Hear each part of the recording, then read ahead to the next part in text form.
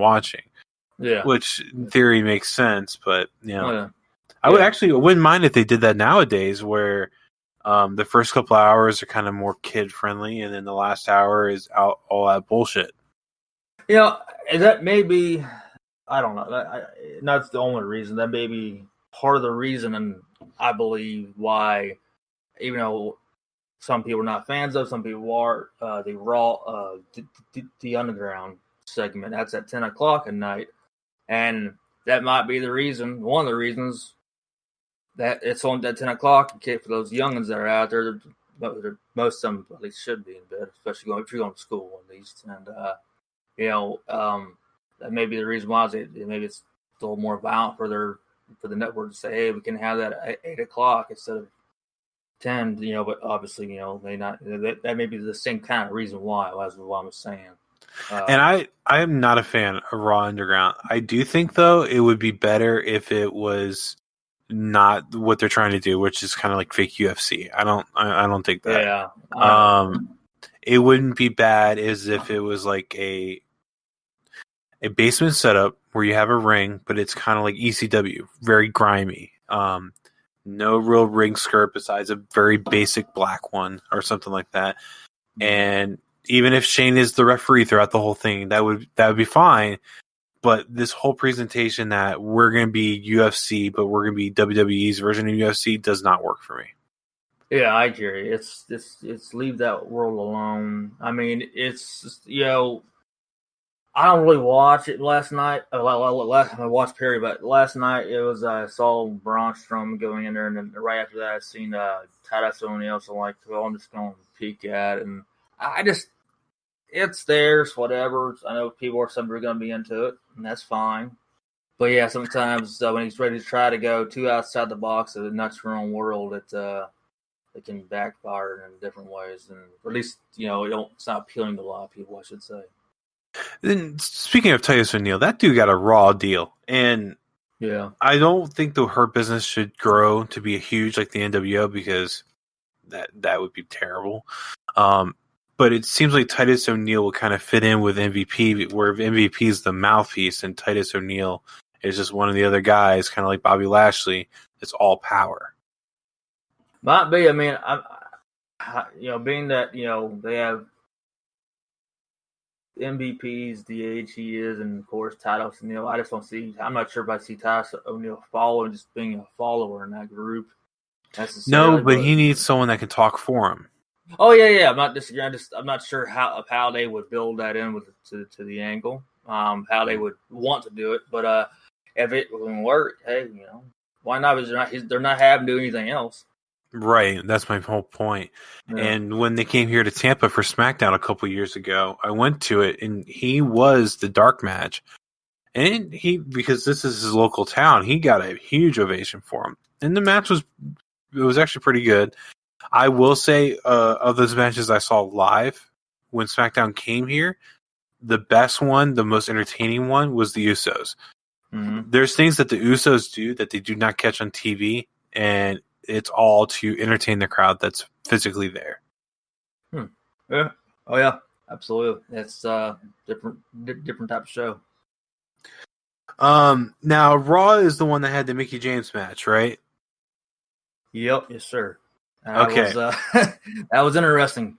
Definitely, to say the least. Again, I didn't see it, but I read about it. Apparently, the rumor is there was a botch, but it's not as what you think.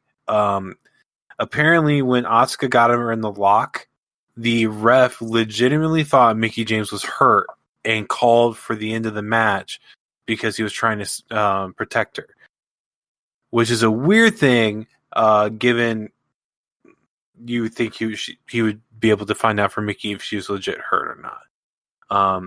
Yeah. But I do think the ref is kind of in a lose-lose situation.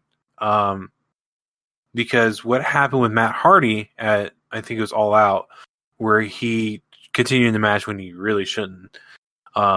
If that happened, the referee would be in trouble.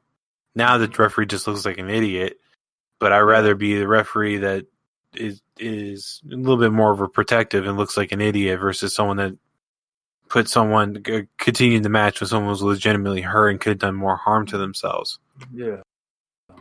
Mickey, one thing I seen him during that match, close towards the end, a couple minutes before the match ended, something didn't seem right. Like she had lost some air or something. She was moving a little slower. Just, I think seen something that was just a little bit off. I'm not sure if anybody else has seen that or not. Comment if you want. And that would make sense for what the referee did then. If the referee did it because he saw that makes a lot of sense. Oh yeah, it does. I guess pretty much it was just like I said, it was out of the blue, and he yelled at she can continue it and whatnot, and some people thought, well, she didn't tap out, or just she was in that Oscar lock, and it just kind of an odd one. But I felt like I said, what I seen, like when she went up top of the turnbuckle, and she took a little longer than really expected. And it wasn't one of those things I have no air or like tired, fatigued. It was just more like kind of lost almost in a way speaking. But I was like, well, that again makes me even more sense. Because that's a sign of concussion. So yeah, she should very well be injured. I mean, something was up.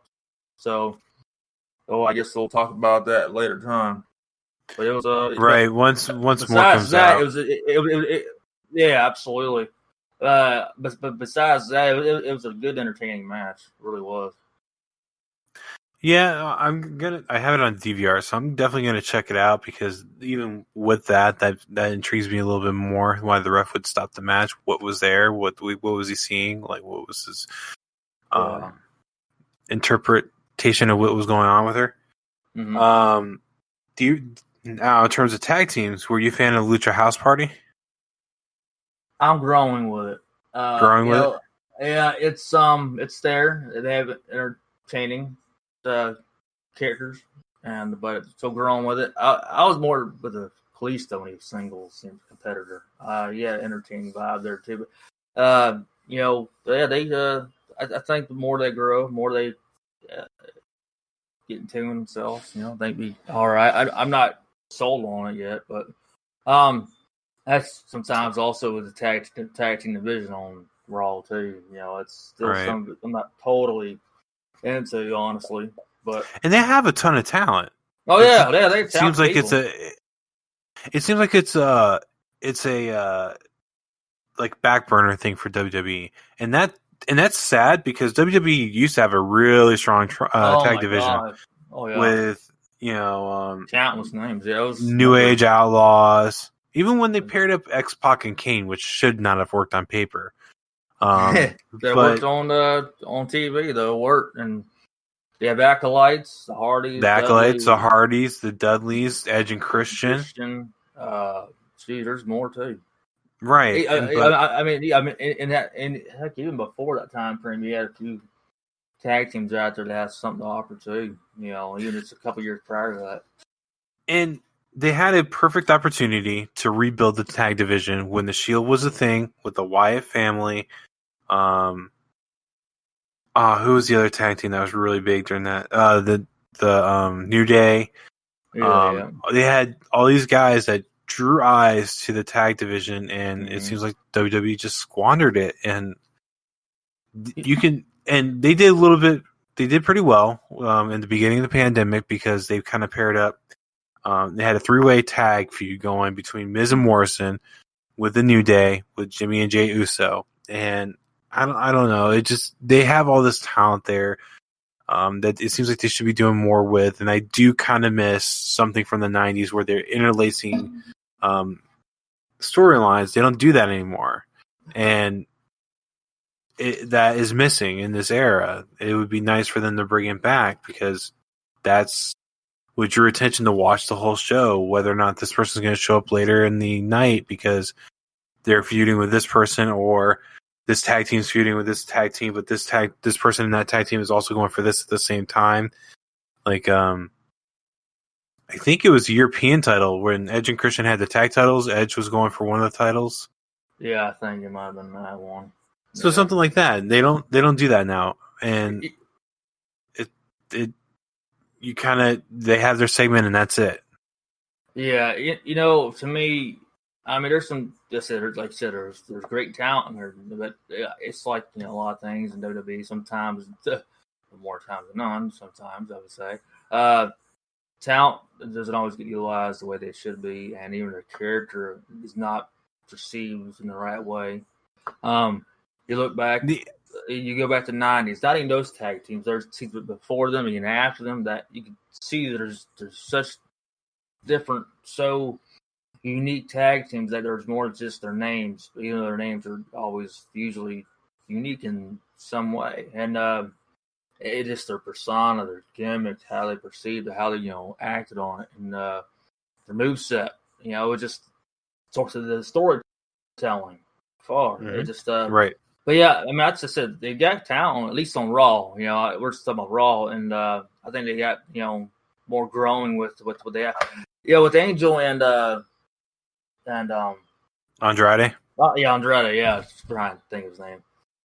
I think got something to offer. Only I'm not a big fan of how much drama's around for one. And it's like their team's not reached that point yet to where they have great talent, but it's not peaked to where it's like they can separate themselves to where it's like something that's big money yet.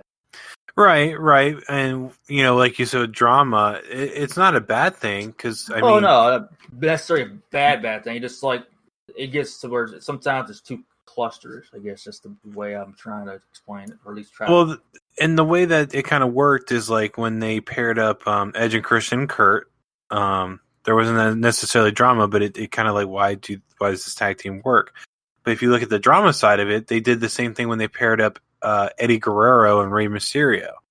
Like Eddie Guerrero and Rey didn't act like they could trust each other.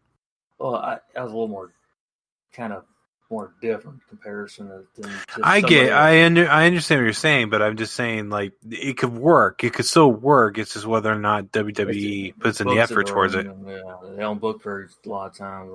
They don't book very well sometimes. No, they don't. And this is kind of relevant to someone I kind of made a note of because he's coming back he signed a deal for NXT commentary, but they screwed up Wade Barrett royally. Yeah, there's some wrongdoings there. He got over with the Bad News Barrett. And I will flat tell you, I hated his Wasteland finisher. I actually didn't like the Bullhammer either. I thought the guy should have done something like a clothesline lariat of some sort. I thought that would have made more sense for him, and because he's a bare knuckle brawler, it just worked. But either way, he was very intriguing to watch when they would just do Bad News Barrett. I got bad news for you, even though it's like a small gimmick. But they squandered that. They did the same thing with Zack Ryder when he got over with the Internet Champion with Z True Hollywood Story, or it's True Long Island Story. It's just you have these guys that get a following kind of organically, and they just squander it. Daniel Bryan, they almost royally messed that one up, even worse than they did.